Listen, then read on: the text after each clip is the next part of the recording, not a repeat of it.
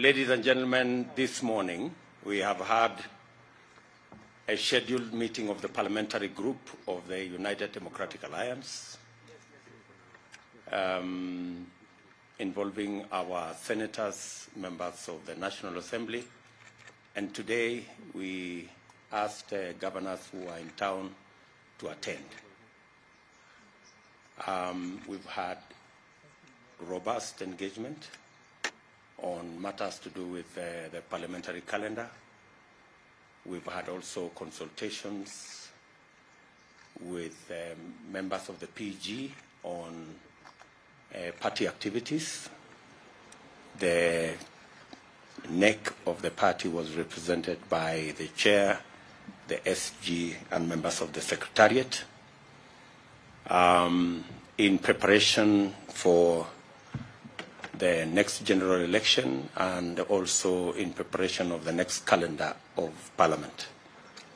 We have engaged on many items on matters to do with the party and organizing the party to be ready for the forthcoming general elections after the announcement and the gazettement of the 9th of August 2022 as the date for the elections. The PG have been briefed by the party officials to prepare the roadmap with the attendant timelines to be able to prepare the party candidates, the party members, and Kenyans in general on the manner in which UDA intends to carry its activities going into August.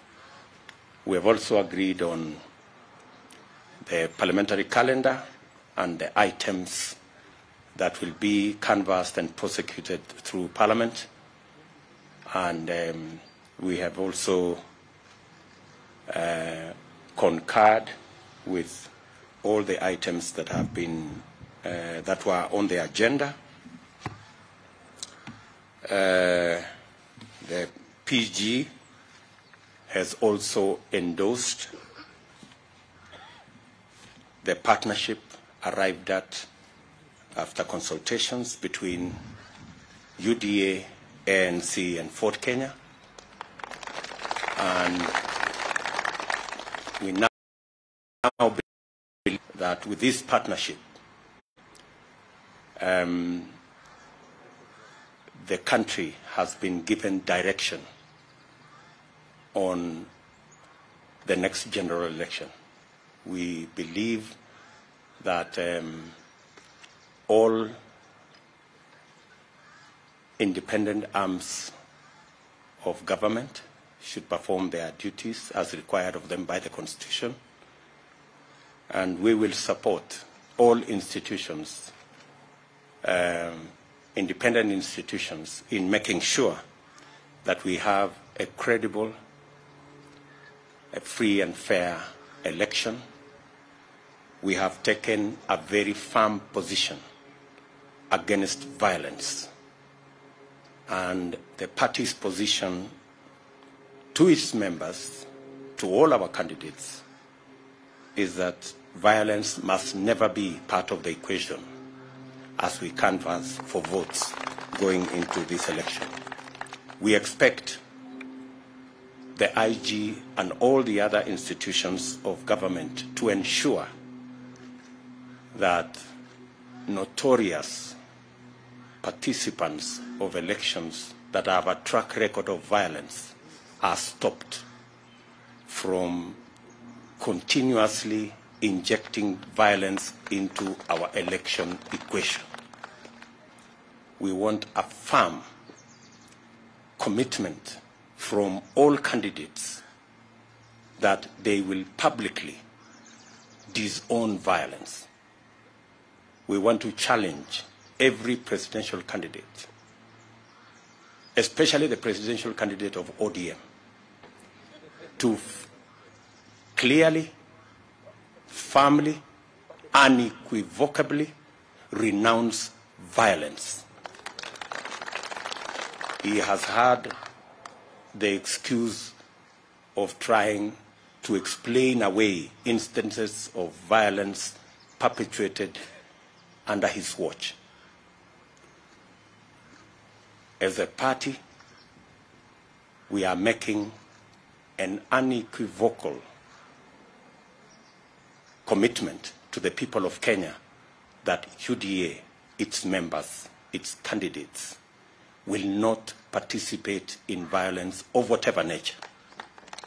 We expect the same from every party and every candidate, because Kenya deserves and should have a peaceful election.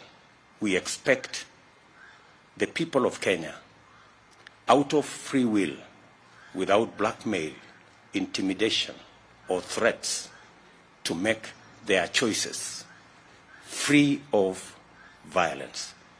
That is our very firm position as a party.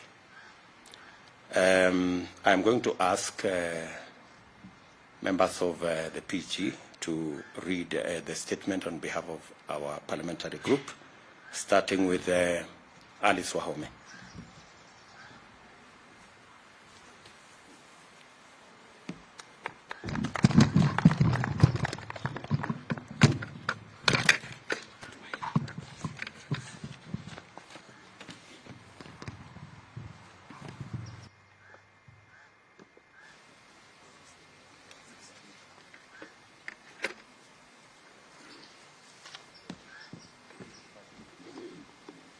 Thank you. Good afternoon. The statement is given today by the PG of the United Democratic Party parliamentary group after its first meeting of 2022. This is our first meeting this year, held here today, the 24th of January, 2022. Today, the United Democratic Alliance Party's parliamentary group held its first meeting for the year 2022. At the meeting, members were appraised of the progress made so far in galvanizing the party's position on the country's political spectrum. Members also had the opportunity to vigorously interrogate and audit the party's platform for socio-economic transformation based on the Hasra Nation's bottom-up economic framework. Pertaining to physical developments, members expressed grave concern over attempts by the government to increase the national debt ceiling in order to extend cover for reckless expenditures and wanton siphoning of public resources that continue to disgust and nauseate Kenyans. This nauseating and unprecedented profligacy has become the intolerable monument of the handshake era. You know, we are in the handshake era since 2018. Accordingly, the PG resolved to resist any further attempts to burden the people of Kenya with the unaccountable debt. Party members have therefore resolved to oppose the proposals in the finance bill to tax people of this country any further.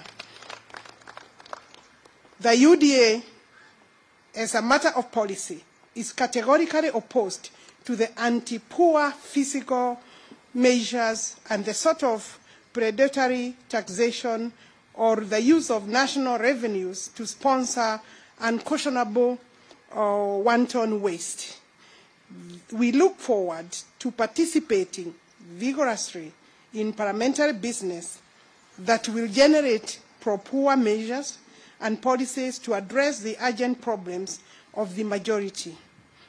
As a first step, the UDA parliamentary group, has also resolved to amend the budget policy statement in order to increase the allocation to the counties to near 35%.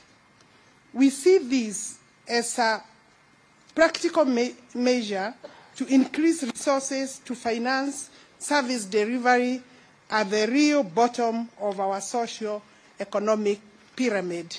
And I confirm that it is true. We met yesterday and we were guests at the ANC National Delegates Congress, and we did today confirm the movement forward, and we will engage and continue to engage the Ford Kenya and ANC, including their parliamentary groups that will be meeting with them soon. Thank you.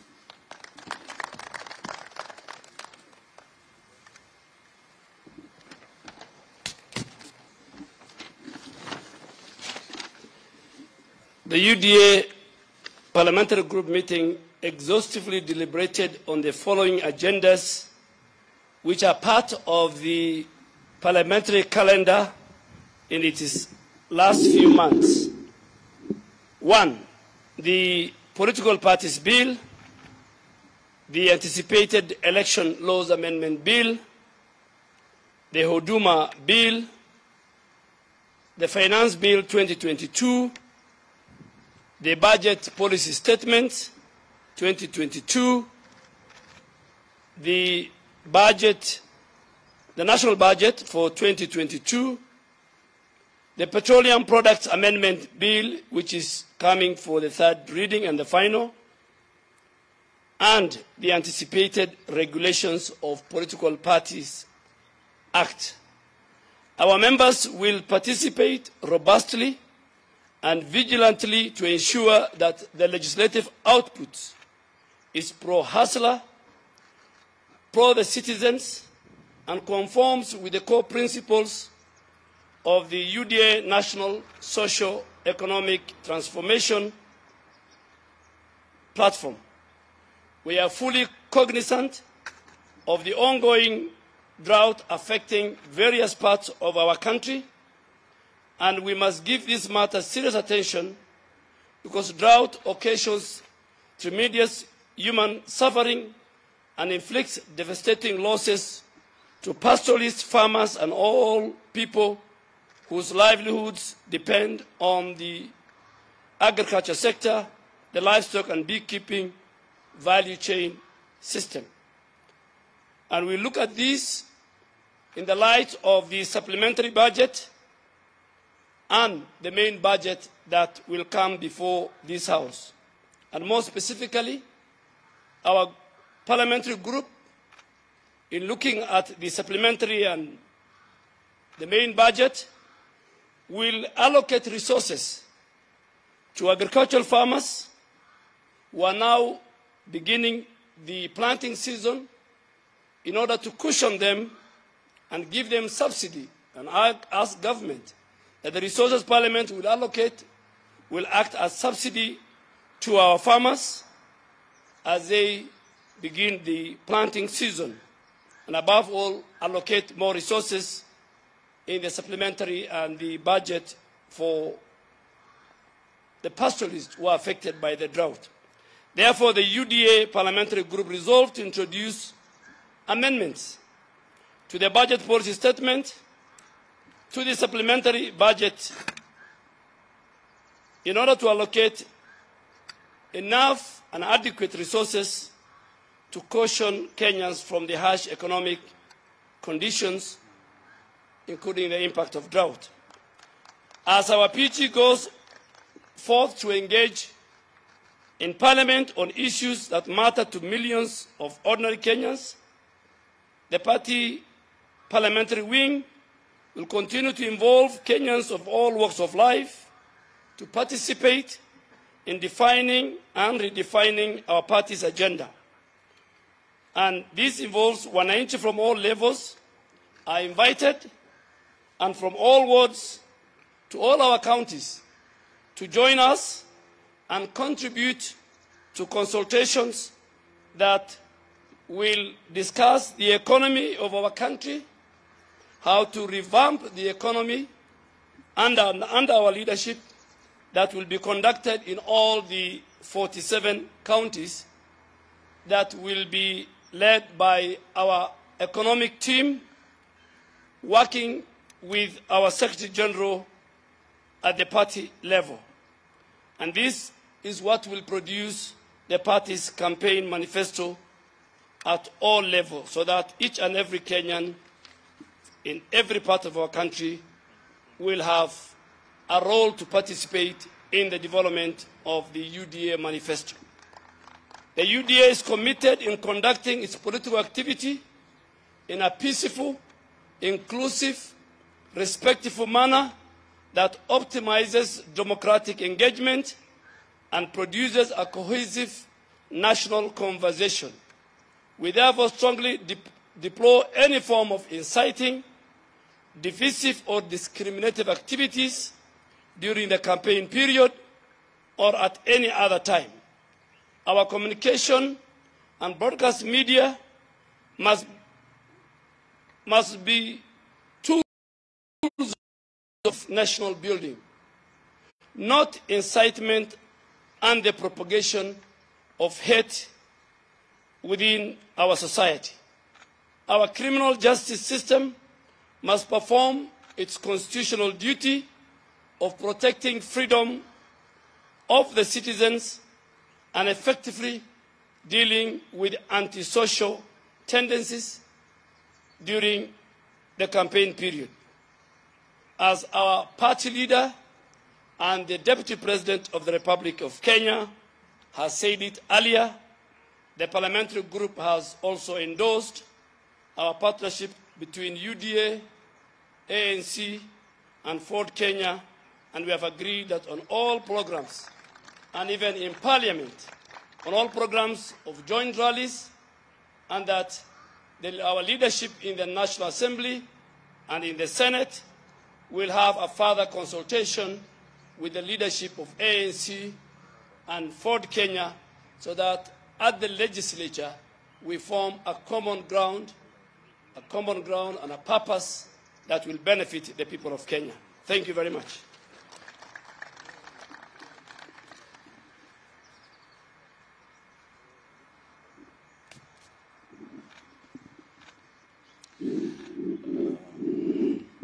Wanahabari, leo tumekuwa na mkutano wa wabunge wa chama cha UDA tukiwa na maseneta na magavana wetu hapa hivi leo, na tumejadili mambo muhimu ya kitaifa, ikiwepo kwamba sisi kama chama cha UDA tumekataa mambo ya uchochezi na mambo ya vurugu na mambo ya kuleta mshike katika taifa hili la Kenya wakati huu wa uongozi na kama wakati wa uchaguzi. Na kama chama tumesema kwamba wale wapinzani wetu ambao wako kule, hao pia watupatie msimamo wetu kuhusu mambo ya uchochezi na mambo ya fujo ambayo sisi tumeyakataa, na hao pia tunawaomba na kuwauliza kwamba watoe taarifa yao kuhusu maneno haya. Pili, kwamba mkutano huu tumekubaliana kuhusu ile miswada na mijadala na sheria ambazo zinakuja katika bunge, kwamba sisi kama UDA tutasimama kidete na watu wetu na wabunge wetu watakuwa bunge kujadili na kuhakikisha kwamba sheria ambazo zinapitishwa, ikiwamo bajeti ambayo inakuja na ile pesa ambayo itafadhili bajeti, kwamba sisi tutasimama kwamba miswada yote ambayo itapitishwa pale isimame na Wakenya wale wa kawaida, kwamba zile pesa ambazo zitatengewa zitengewe watu ambao kwa sasa wanapata shida na uchumi huu wetu, wale wananchi wetu wa kawaida. Na pia tunasema kwamba katika mambo ya agriculture na ile budget statement ambayo itakuja, sisi kama wana UDA tutasimama na wakulima, na tunasema kwamba vile bei ya mbolea imefika takriban shilingi 6,000, sisi kama UDA tutajaribu kusukuma na tutasukuma kwa nguvu tuiteremshe mpaka ifike 2,500, ili wakulima wetu ambao wanategemea, wananchi wetu wanategemea ukulima, na wakati huu wa ukulima, season ya ukulima na mfumo wa ukulima unaanza, ili waweze kupata nafuu na wapate mazao ambayo pia wanaweza kuuza kwa bei nzuri wakiwa katika huko mashinani. Na pia tunataka kusema kwamba, na hii ndio maneno tumesema katika PG, kwamba uchaguzi unaokuja tunauliza Wakenya wawe na amani, wawe na uwiano, lakini wachague viongozi ambao watapeleka gurudumu la taifa la Kenya mbele, na kuangalia kwamba wetu, kusisitiza kwamba uchumi wetu ndio kipaumbele wa timu yetu hii ya UDA, kwamba tutaangalia kila njia ili kila Mkenya aweze kufaidika katika serikali ambayo inakuja. Baadhi ya sheria ambazo zitakuja ni ile Political Parties Bill. Kuna sheria za uchaguzi ambazo zinakuja, ambazo tunajua sheria hizi zinajaribu kuhujumu uchaguzi unaokuja hapo mbeleni. Kwamba zile marekebisho ya sheria ambayo yanakuja yatakuwa katika bunge, sio kujaribu kusaidia uchaguzi, lakini kuhujumu uchaguzi. Na sisi kama chama cha UDA tumesema tutasimama kidete na Wakenya kuhakikisha kwamba tutakuwa na uchaguzi ulio wa huru na wa haki na ambao utakubalika na kila mtu. Kuna sheria zile inaitwa Huduma Bill, na sisi tumeona katika hii sheria inayokuja ya Huduma Bill iko na vipengele ambavyo havisaidii Wakenya, lakini vinasaidia wale Wakenya kidogo ambao wanatafuta mamlaka kwa njia ya utapeli hapa Kenya. Na kusema kwamba the Petroleum Products Bill ambayo itakuja katika bunge, sisi tunasema kwamba uchumi wa Kenya unazidi kuzodorota kwa sababu ya haya maneno ya mambo ya petroleum, mambo ya petroli. Na tunasema kwamba tukipunguza bei ya petroli, uchumi wa Kenya pia utapanda. Na sisi kama wana UDA ambao tunaamini kwamba sisi tunasimamia wale wananchi wa pale chini, wananchi wadogo, tutahakikisha kwamba wananchi wanapata haki katika hii sheria ambayo inakuja. Na pia kusema kwamba sisi tutakuwa ngangari sana huko Senate kuhusu hii maneno ya Regulations of Political Parties Act. Kama vile mlituona pale National Assembly, pale bunge la kitaifa, pia pale Senate tumejipanga kupambana kuhakikisha kwamba sheria ambazo zinapitishwa ni sheria ambazo zitasaidia Wakenya, sio kusaidia Wakenya wachache ambao wanataka mamlaka kwa mlango wa nyuma. Asanteni sana, Mungu atubariki.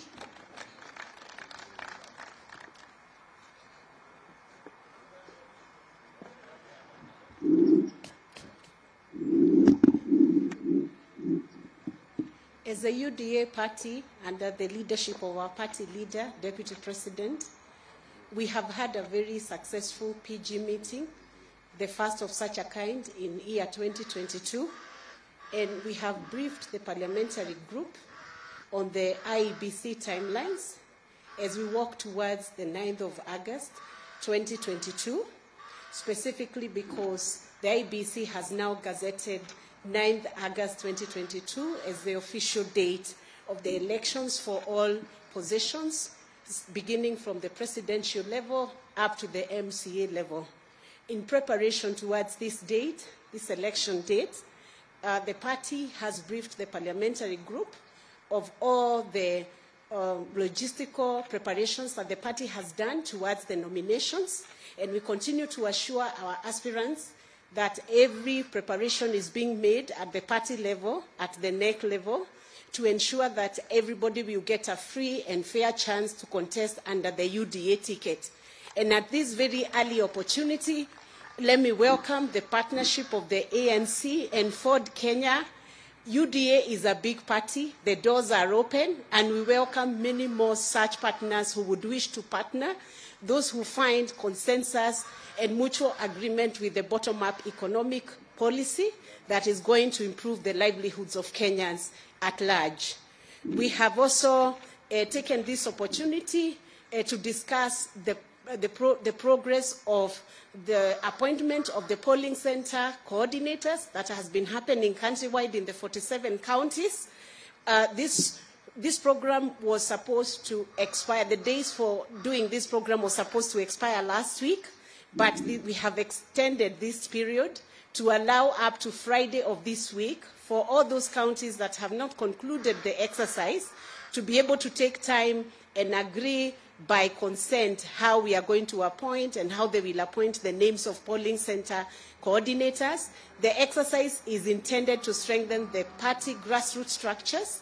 It is not intended to cause contestations or fights in the counties and constituencies and wards.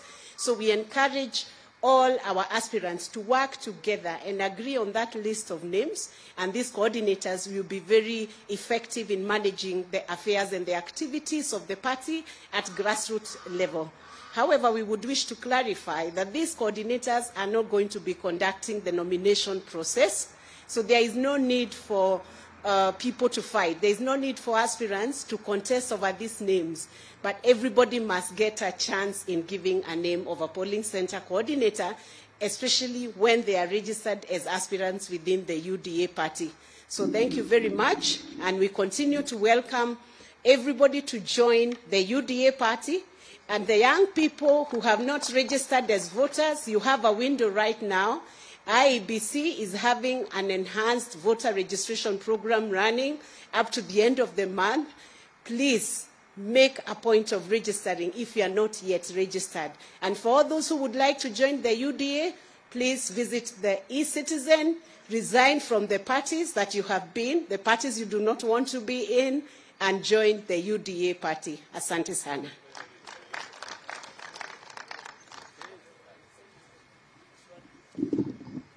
Let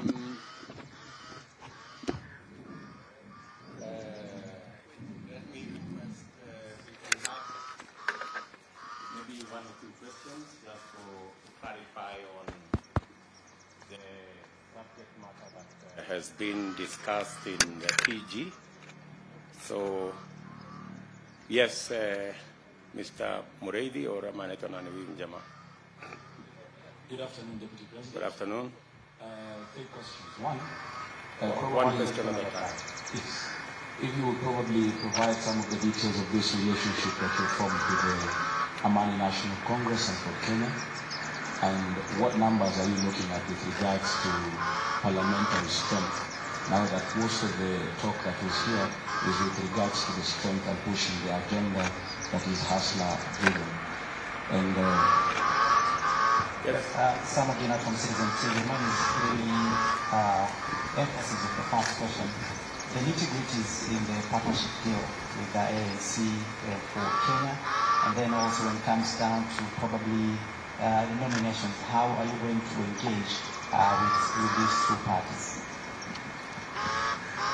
Thank you very much. As you can see, we do not have the other members of our now enlarged team, ANC and Fort Kenya in our midst. So we will not be in a position to discuss details. We, however, want to tell you and tell the country that if you followed the statement of our friend Musalia Mudavadi, it was about the country, the status of the country, the status of the economy, matters impunity, matters that touch on democracy, you know, matters to do with debt. Those are the issues at the heart of our conversation with our partners in ANC and Fort Kenya. They are the priority discussions that we are having on how do we get this country from where it is, because something urgent, something major has to be done, and that is the discussion we are having. The rest of the details of our relationship will be in subsequent documents. You know, any relationship between parties will be filed with the registrar of political parties at an appropriate moment. So you might have just to wait a bit for you to get those details, and they will be public. They will not be. They will be very public documents. So you don't have to worry and try and fish around for those details. On the other matter, that on matters to do with Parliament, we are having our parliamentary group meeting today. Our friends will be having, I think, theirs tomorrow or the day after. And we will then subsequently agree on how we are going to conduct parliamentary business and what kind of format we are going to adopt in making sure that we prosecute that parliamentary business jointly and in a coordinated manner.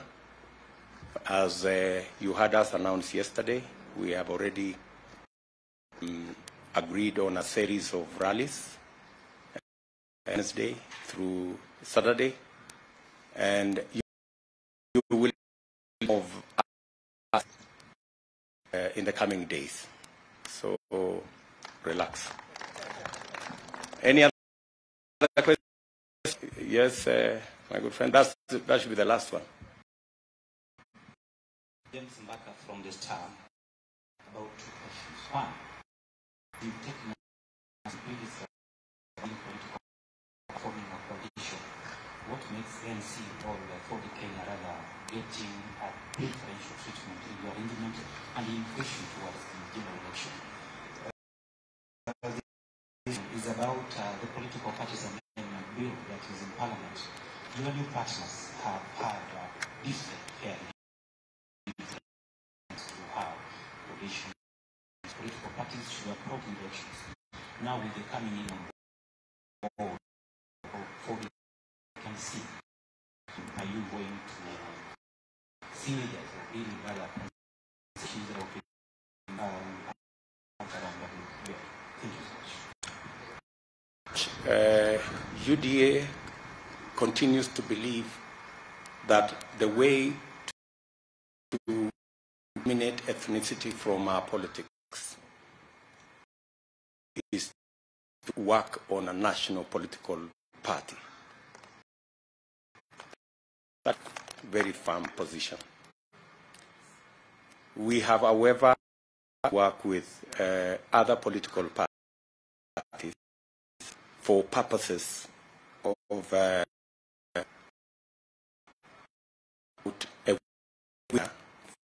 for elections, especially in the face of the onslaught by those who are ethnic parties. We've seen a proliferation of political parties sponsored purposely for purposes of dividing people and working on dividing our bases. And Fort Kenya have suffered the same fate. ANC have suffered the same fate. And that's the reason why we have decided to come together to stall this onslaught on divisive, sponsorship of parties not meant for any other purpose, but meant for the purposes of dividing people. And that is our mission, that these sponsored political outfits that are indeed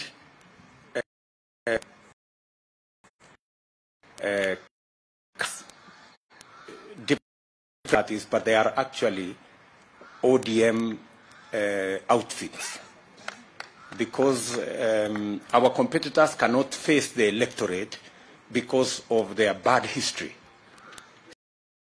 So in certain areas, they camouflage themselves as for that party or something called Kuzimia, you know. I mean, who doesn't know that this whole charade around Kuzimia is just ODM trying to reincarnate itself and to pose as something different from what the people of Kenya know them to be. And that is our very firm position. And we have agreed with our partners ANC and Ford Kenya, that our mission is, as opposed to what our competitors are doing to create divisions, our mission is to unite the country. And so we are pursuing that mission. I thought we have closed that chapter. Thank you very much, good people. There is always another time.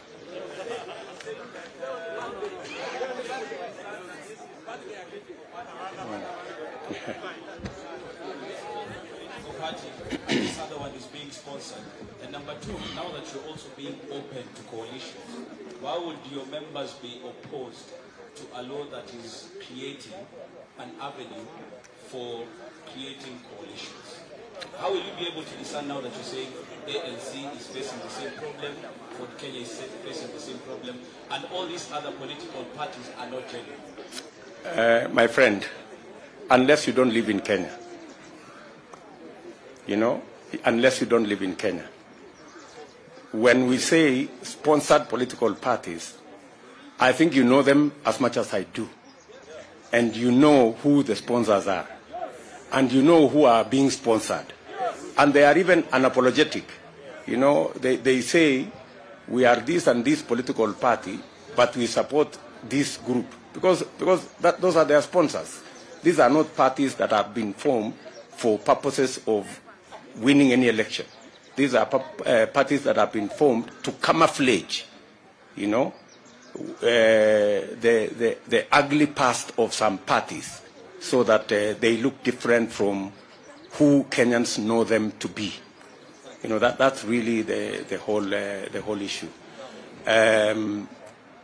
By the way, our position on the political parties bill is very clear. There are provisions inside there that are unconstitutional. And those are the provisions we are against. The Constitution defines what a political party is. You cannot use the law to redefine what a political party is.